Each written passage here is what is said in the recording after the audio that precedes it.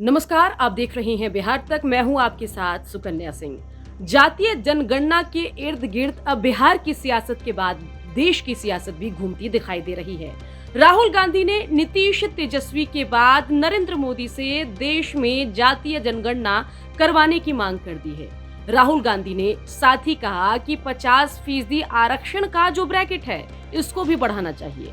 राहुल गांधी ने क्या कुछ कहा, पहले ये सुनिए, उसके बाद पूरे मामले की सियासत हम आपको समझाने जा रहे हैं। तो सबसे बड़ा सवाल है, हिंदुस्तान में ओबीसी कितने हैं, आदिवासी कितने हैं, दलित कितने हैं। तो अगर हम धन बांटने की बात करें, अगर हम सत्ता बांटने की बात करें, तो पहला कदम ये होना चाहिए कि भैया किसकी कितनी आबादी है। यूपीए ने, कांग्रेस पार्टी ने 2011 में कास्ट बेस्ड सेंसस किया। पूरे देश की जातियों का डेटा उस सेंसस में है। मोदी जी, आप ओबीसी की बात करते हैं, उस डेटा को आप पब्लिक कर दीजिए, पता लग जाए देश में कितने ओबीसी हैं, कितने दलित हैं, कितने आदिवासी हैं।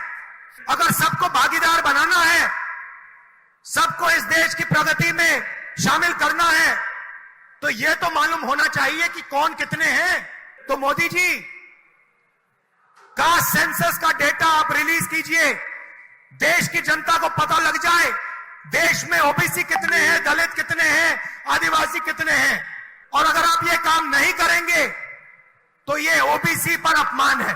आपने ओबीसी की बात की, देश को दिखा दीजिए देश में कितने ओबीसी हैं, और फिर देश को समझाइए कि आपकी सरकार में सिर्फ 7% सेक्रेटरीज ओबीसी, दलित और आदिवासी में से क्यों आते हैं। दूसरी बात, जो एससी और एसटी का कोटा है उसको उनकी आबादी से प्रोपोर्शन कर दीजिए।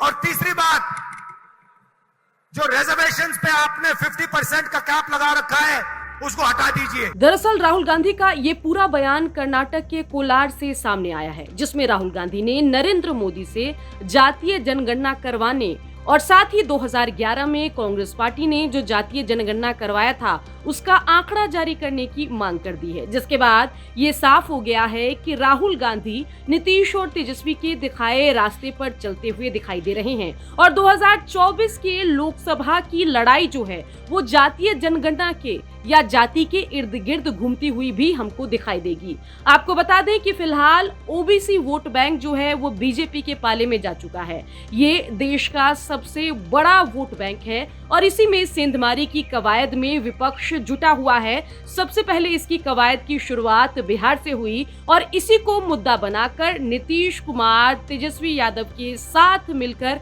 नरेंद्र मोदी से मिलने चले जाते हैं, ये गुजारिश करने कि भाई जातीय जनगणना करवा दीजिए। तेजस्वी यादव का भी बयान सामने आता है कि जब जानवरों की, पक्षियों की गणना हो सकती है तो इंसानों की क्यों नहीं, ओबीसी की क्यों नहीं।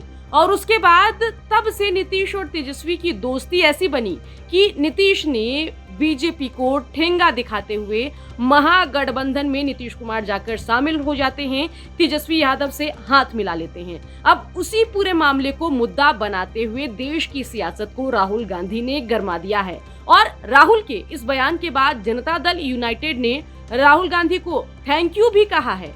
जिसके बाद साफ हो गया है कि बिहार के बाद अब देश की सियासत 2024 की लड़ाई जो है वो मंडल वर्सेस कमंडल की होगी। फिलहाल बीजेपी, जिसने मंडल और कमंडल दोनों को अपने पाले में कर लिया है, उसी बीजेपी को चुनौती देते हुए अब आरजेडी, जेडीयू के बाद कांग्रेस ने भी ओबीसी को अपने पाले में करने के लिए जातीय जनगणना को और आरक्षण को हथियार बनाया है। अब देखना होगा कि इस पूरे मामले में आगे चलकर क्या कुछ बयानबाजी होती है। बिहार की खबरों के लिए आप देखते रहिए, बने रहिए बिहार तक के साथ।